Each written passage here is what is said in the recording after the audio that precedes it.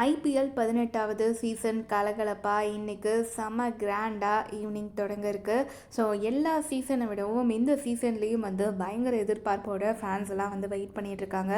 குறிப்பாக தோனிக்கு வந்து இதுதான் கடைசி ஐபிஎல் அப்படிங்கிற மாதிரி எல்லாம் வந்து அசம்ஷன்ஸ்லாம் இருக்குது. ஸோ தோனியோடைய ப்ளே எப்படி இருக்க போகுது, சிஎஸ்கே இந்த முறை பட்டம் வெல்லுமா அப்படிங்கிற மாதிரியான எக்ஸ்பெக்டேஷன்ஸ் எல்லாமே வந்து ஃபேன்ஸ் பார்த்துட்ருக்காங்க.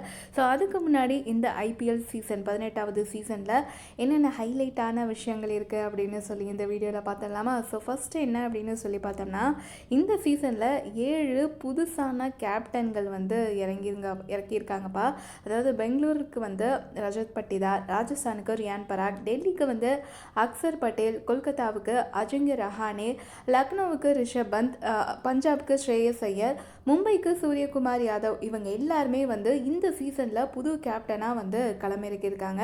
இதில் வந்து சூரியகுமார் யாதவ் சிஎஸ்கே அணிக்கு எதிரான போட்டிக்கு மட்டும்தான் வந்து கேப்டனாக இருப்பார்.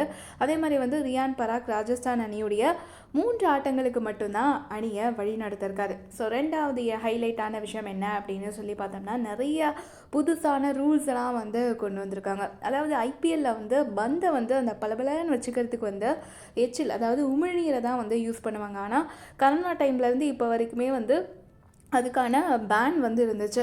ஸோ அந்த ஒரு தடையை நீக்கி இந்த சீசனில் வந்து பந்தை வந்து பளபளவாக்கிறதுக்கு உமிழ்நீரை பயன்படுத்தி கொள்ளலாம் அப்படின்னு வந்து சொல்லியிருக்காங்க.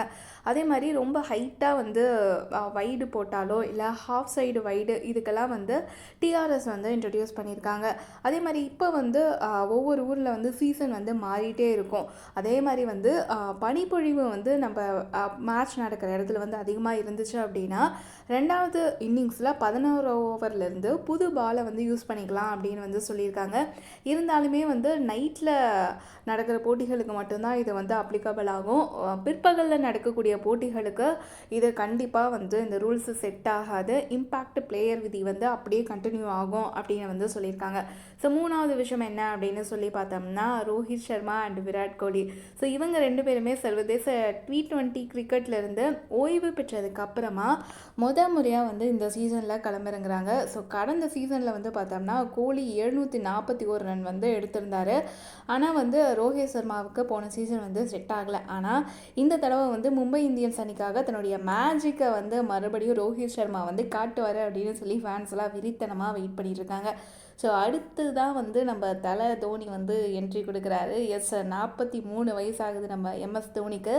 இந்த முறை வந்து அவள் உள்ள என்ட்ரி கொடுக்கறது வந்து ஒரு ஃபுல் ஃபிட்னஸோடு தான் வந்து இருக்கேன் அப்படிங்கிற ஒரு விஷயத்த வந்து சொல்லியிருக்காரு. அதே மாதிரி அவர் சிக்ஸஸ்லாம் அடிப்பார் இல்லையா ஐபிஎல்ல. ஸோ அந்த ஒரு செம்ம தரமான வீடியோஸ் எல்லாமே வந்து ஃபேன்ஸ் எல்லாம் ஃபுல் எனர்ஜியோடு வந்து இன்டர்நெட்டில் ட்ரெண்ட் பண்ணிகிட்ருக்காங்க. இந்த முறை வந்து அவருடைய இறுதிக்கட்ட ஓவரில் தாக்குதல் ஆட்டத்தில் வந்து பயங்கரமாக வந்து ஒரு தாக்கம் இருக்கும் அப்படின்லாம் வந்து சொல்கிறாங்க.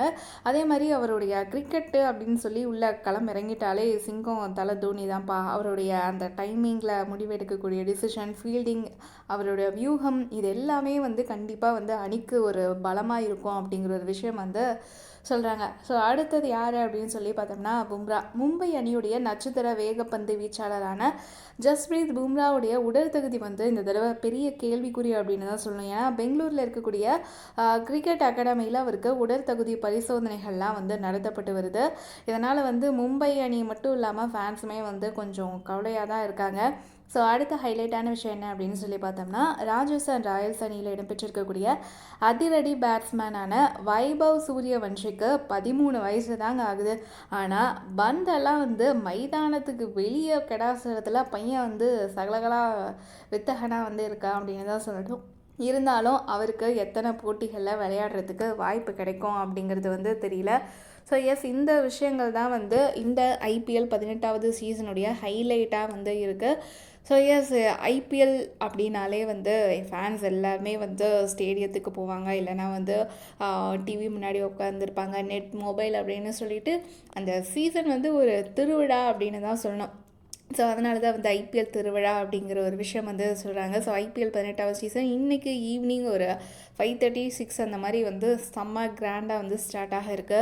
அனிருத், ஸ்ரேயா கோஷல் அப்படின்னு சொல்லிட்டு நிறைய நட்சத்திரங்கள் வந்து இந்த ஐபிஎல் சீசனில் ஃபேன்ஸையும் வீரர்களையும் வந்து கிரிக்கெட் வீரர்களையும் வந்து உற்சாகப்படுத்துறதுக்காக வந்து உள்ள களமிறங்க இருக்காங்க அப்படின்னு தான் சொல்லணும். ஸோ எஸ், இந்த ஐபிஎல் சீசனில் உங்களுக்கு பிடிச்ச டீம் என்னது, எந்த டீம் வந்து கப் அடிக்கும் அப்படின்னு சொல்லிட்டு உங்களுடைய கமெண்ட்ஸ் எல்லாமே எங்கள் கூட ஷேர் பண்ணுங்கள்.